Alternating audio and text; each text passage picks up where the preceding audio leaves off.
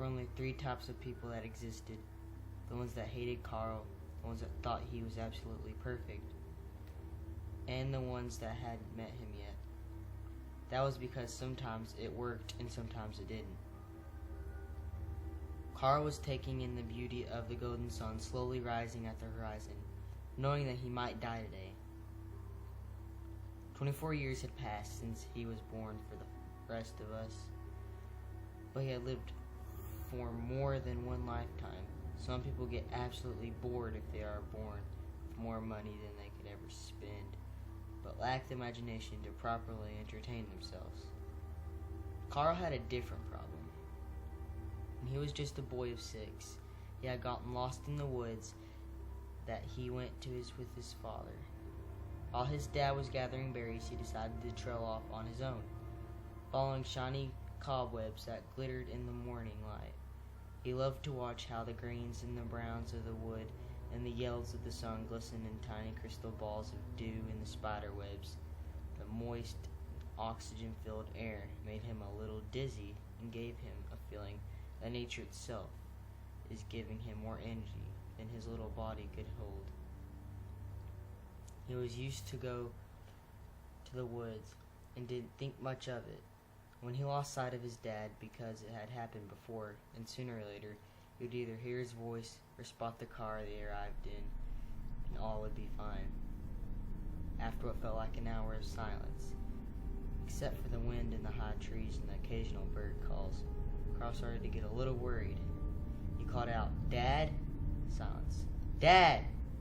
Again, nothing. He felt a sudden emptiness in his now pounding heart. It only takes a second for doubt to cross the border and become fear. Carl was now afraid and alone. He started running towards wherever felt right, hoping to see his dad, anyone who could help him. He looked between the trees as far as he could see and ran on top of the hills to see even further. Carl kept yelling for help, but his screams never reached anyone. After a while, he felt tired. His sight was blurred with tears and desperation, and his clothes were dirty and torn from tumbling down a small hill after he had tripped on a root. He became hungry, and his tongue felt dry and sticky. He needed water. He no longer felt energized by nature. He now felt drained and empty. As the sun started to go down, the darkness sneaked inside him as well. He started blinking slower, and every time he closed his eyes, he went somewhere far away from the woods, somewhere safe. Mosquitoes came out. The colder the air got, the more mosquitoes came.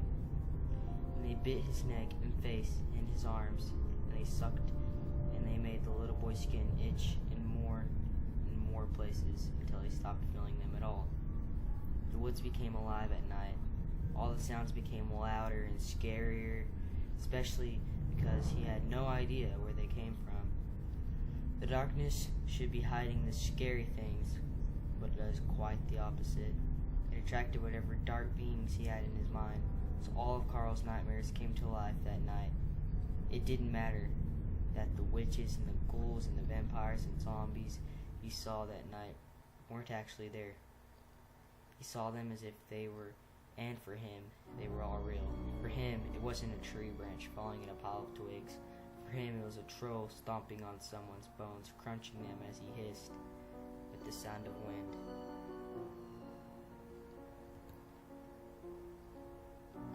Completely exhausted, Carl found a little cave, and he crawled in it to hide from the beasts of night. He closed his eyes, and in his heart, he hoped that if he talked to his dad in his own mind, somehow he could hear his voice and come save him. He didn't. Morning came. He didn't notice himself falling asleep. He only understood that he had, because now he was awake and shaking, cold and still lost. There was no convincing himself that it had been a dream. He noticed another drop of dew in a spiderweb near the cave he had slept in, and suddenly he became calm. He focused his gaze at the light in the water, and the world around him started to shake. It didn't worry him, the trees falling, the sand around him rising up as if weightless and the sun stretching out across the sky felt natural and normal.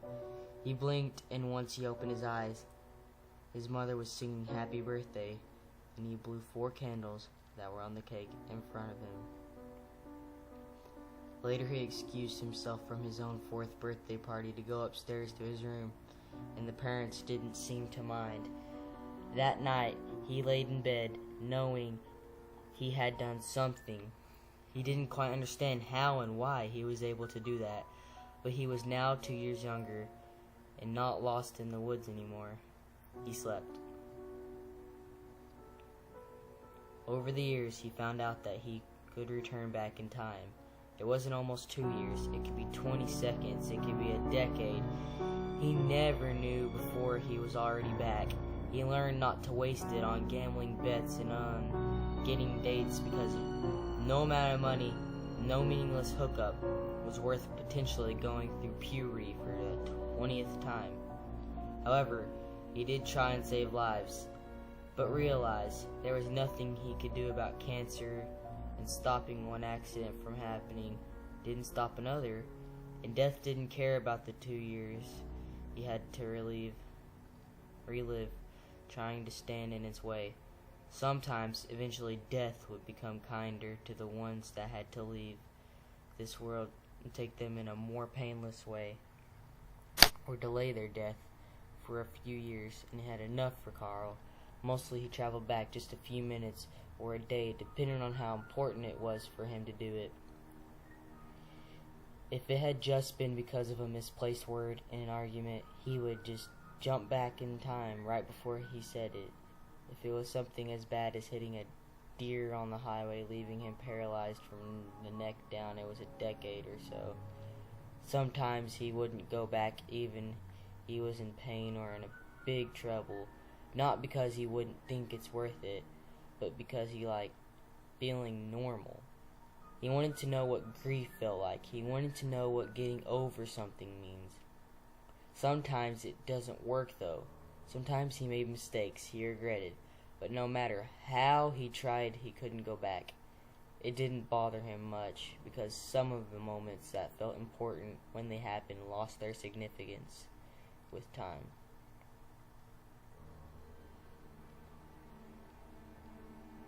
It was the 3rd time being 24, and he had been an entrepreneur, a teacher, a homeless person, a lot more in his many lives. He wrote plenty of stories and published them in a blog. He only had a few readers, all of which thought the stories were pure fiction, but they weren't. It had been 7 years since his last redo, as he called it in his head. He was tired of life, and most of us would just start to feel the taste of it. Now he only wanted to be normal, to stop being able to go back again. He wanted to die, and at the same time, the thought of not existing terrified him, so he decided to leave it up to fate. As he watched the rising sun and felt the warmth on his face, he felt empty once again, empty and dark and scared, just as he felt as a little boy lost in the woods. He knew then, in just a few moments, the building he was in was about to collapse because of an explosion on the bottom floor. He never knew if it was a terrorist attack or a gas leak that caught a spark. He didn't care. He only knew that it would happen because it wasn't the first time he was there. This time, he ensured he was alone in the building. He felt a rumble beneath his feet. "It's happening," he whispered. He clenched his fists and shut his eyes as tight as he could and thought to himself, "Sometimes it works."